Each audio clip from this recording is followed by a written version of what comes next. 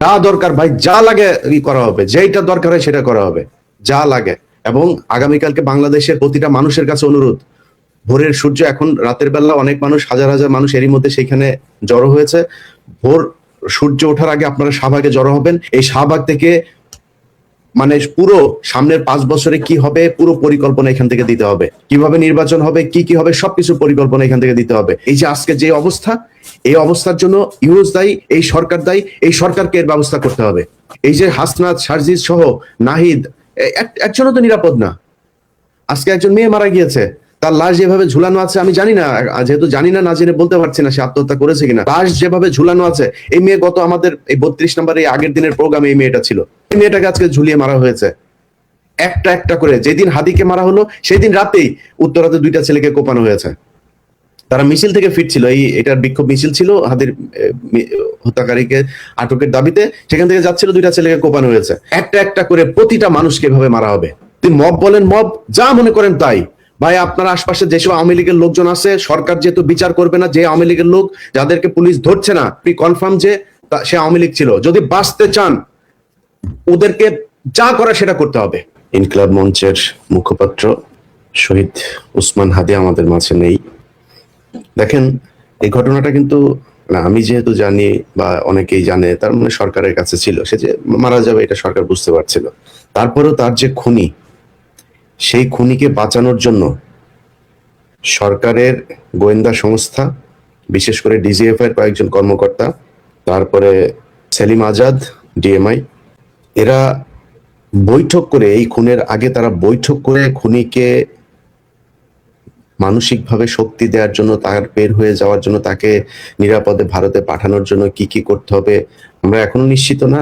DGFI দেয়া কথাবার্তা আমরা বিশ্বাস করি না। তারা বলছে যে সে পালিয়ে গিয়েছে, সে আদৌ পালিয়ে গিয়েছে কিনা এখনো পর্যন্ত আমরা জানি না। হইতে পারে ফয়সাল মাসুদ সে দেশেই আছে। ডিজিএফআই তাদেরকে বাঁচানোর জন্যই তাদের নিয়ন্ত্রিত বিভিন্ন লোকজনকে দিয়ে তারা এটা বারবার বলানোর চেষ্টা করছে যে এই মুহূর্তে তিনি পাস হয়েছেন, এই মুহূর্তে তিনি চলে গেছেন, এই মুহূর্তে তিনি কোথায় কি করছেন, সবকিছু জানেন, শুধু এইটা জানেন না যে তিনি যে পালিয়ে যাচ্ছেন। তা আপনারা এত কিছু যেহেতু আপনারা সোশ্যাল মিডিয়াতে দিচ্ছেন, না আমি একজনের নাম বলি, যেমন জুলকারনাইন সায়ের, উনি ওনার ফেসবুকে করেছেন, এটা তো ওনার তথ্য না, ওনাকে নিশ্চয়ই গোয়েন্দা সংস্থায় দিয়েছে ওনাকে, এবং ওনাকে যে তথ্যটা দেওয়া হয়েছে সেটা গোয়েন্দা সংস্থা জেনেই দিয়েছেন। তাহলে গোয়েন্দা সংস্থা আগে কেন ওনাকে দেন নাই যে এই জায়গা দিয়ে পালিয়ে যাচ্ছেন বা এইভাবে খুন হবেন, এখানে এই হচ্ছে, এগুলো দিতে পারেন নাই। ওনারা যাওয়ার পরে তারপরে ওনার সোশ্যাল মিডিয়াতে উনি কার কার সাথে যোগাযোগ করছেন, হোয়াটসঅ্যাপে কাকে কাকে ছবি পাঠিয়েছেন, সেই তথ্য তিনারা বিভিন্ন জনকে দিচ্ছেন। সেটা জুলকারনাইন সায়ের সহ আরো নিশ্চয় অন্যান্য অনেক সাংবাদিকদেরকে তারা দিয়েছেন, কিন্তু তার আগে তারা দেয় নাই।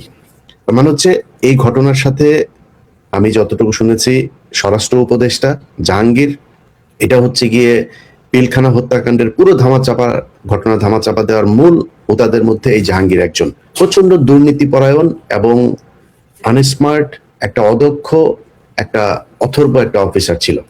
এই অথর্ব এই পিলখানা হত্যাকাণ্ডের ঘটনা নিয়ে ব্রিগেডিয়ার পর্যন্ত গিয়েছিল, তা না হলে তার ফুল কর্নেল হওয়ার যোগ্যতাও নাই, কোনো দিক থেকেই নাই। কুখাদ্য আর্মি অফিসার, যে খুব খারাপ অফিসার, সেটাও মনে করেন যে এর মধ্যে এরকম কুখাদ্য আমার জীবনে আমি কোনোদিন দেখি নাই। তার সাথে দুর্নীতি পরায়ণ, খালেদা জিয়ার কে দেখতে গিয়েছে এভার কেয়ারে, তার পাশে তার মেয়ে তার বউকে নিয়ে গিয়েছে, দাঁত কেলিয়ে হেসে সেলফি দিচ্ছে।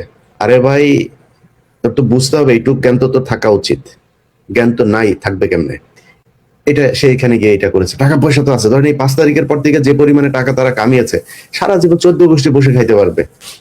এরা এই খুনের সাথে জড়িত, এবং ডিজিএফআই সরাসরি এই খুন এক্সিকিউট, প্ল্যানিং, আফটার এফেক্ট যা যা করা দরকার সবকিছু ডিজিএফআই বসে বসে করেছে। অতএব ডিজিএফআই চিফ যিনি আছেন তাকে অবশ্যই পদত্যাগ করতে হবে, তাকে সরাইতে হবে, সরাইয়া তারপরে এখানে অন্য কাউকে দিতে হবে।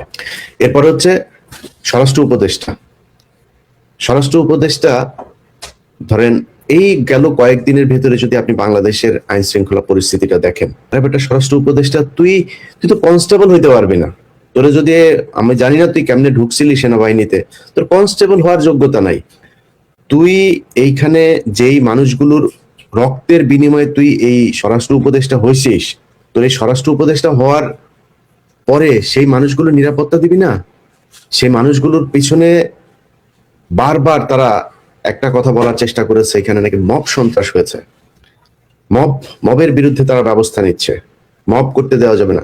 এখানে আসছিস মব মারাইতে? এই দেশে যদি নাকি এই যৌক্তিক দাবি করা যদি নাকি মব হয়, তাহলে শেখ হাসিনাকে সরাইলে কি দিয়া? নির্বাচন দিয়ে সরাইছিলে? সেনাবাহিনীর কু করে সরাইছিলে? এই জনগণ গিয়ে তারপরে শেখ হাসিনাকে গণভবন থেকে বের করেছে, তাহলে সেটা মব? তুই যে আজকে এই পদে বসছিস, এখানে তো স্বরাষ্ট্রমন্ত্রী ছিল, সংসদে নির্বাচিত স্বরাষ্ট্রমন্ত্রী ছিল, সংসদে নির্বাচিত এমপি হয়ে তারপরে সে মন্ত্রী হইলো। তুই কোন জায়গায় এমপি হয়েছিলি? আসিফ নজরুল প্রথম আলোর সুশীল গিরি সেজে তারপরে প্রথম আলোর হয়ে কাজ করে। প্রথম আলোর যা বয়ান সে তাহাই বাংলাদেশে বাস্তবায়ন করতে চায়। এই শুয়োরের বাচ্চা গতকালকে পোস্ট করেছে সে নাকি জামিনের ব্যাপারে কিছু জানে না, এটার সাথে আইন মন্ত্রণালয়ের কোনো সম্পর্ক নাই। তুই যা করছিস, তুই যে জাউরামি এই গত 1.5 বছরে করছিস, আল্লাহ যদি বাঁচায় রাখে, তোর অপমান অপদস্থ এই সরকারটা শেষ হওয়ার পরের দিন থেকে শুরু হবে। আসিফ নজরুল যেখানে যাবে ওইখানে জুতা খাবি, ডিম খাবি, এটা তোর কপালের সাথে একদম ওতপ্রোত ভাবে জড়িয়ে আছে। এখন এটা হবে, হইতেই হবে। আসিফ নজরুল কালকে পোস্ট করেছে সে নাকি কিছুই জানে না, এটার ব্যাপারে আইন মন্ত্রণালয়ের কোনো কিছুই নেই। তো সবাই ভালো থাকেন, আবার আপনাদের সাথে যুক্ত হব রাতে অথবা কালকে সকালে আবার যুক্ত হব। আল্লাহ হাফেজ।